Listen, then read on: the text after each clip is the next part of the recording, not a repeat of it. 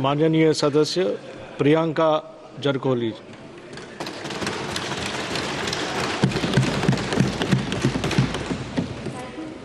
Sir, first of all, I would like to thank the people of my constituency, Chikkodi, for electing me as their representative. Firstly, I would like to quote Dr. Babasaheb Ambedkar ji's quote, as he fought a case in Chikkodi court, so it's an immense pride for me to come from that constituency.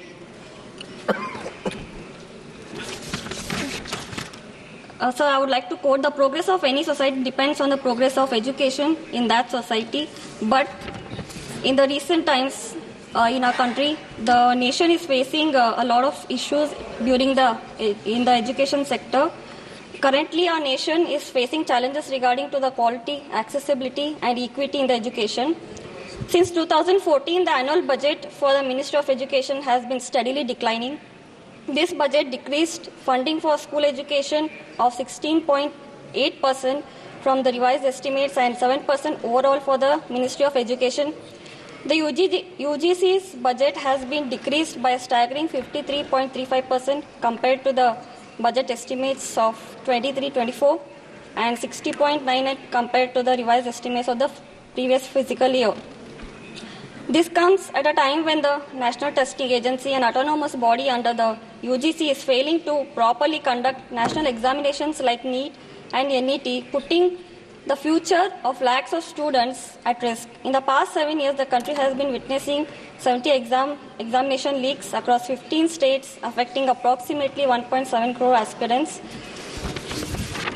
So, and regarding my constituency, I would like to ask the minister through you.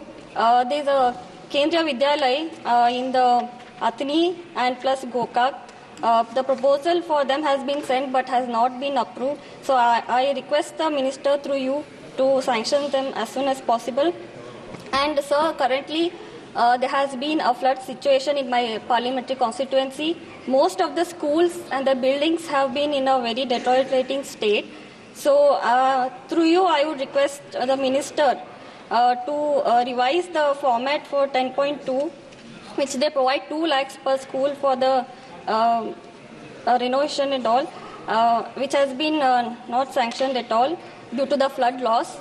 And also I would like to ask the government, as there are many students in my parliamentary constituency of SC, ST and OBC, whether there has been a lot of privatization in the education sector. So what steps the government has been taking to make sure that the rural background people will be able to access reasonable education in today's time?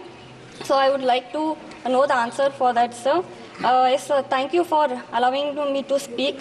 Thank you once again. Thank you, Priyanka ji.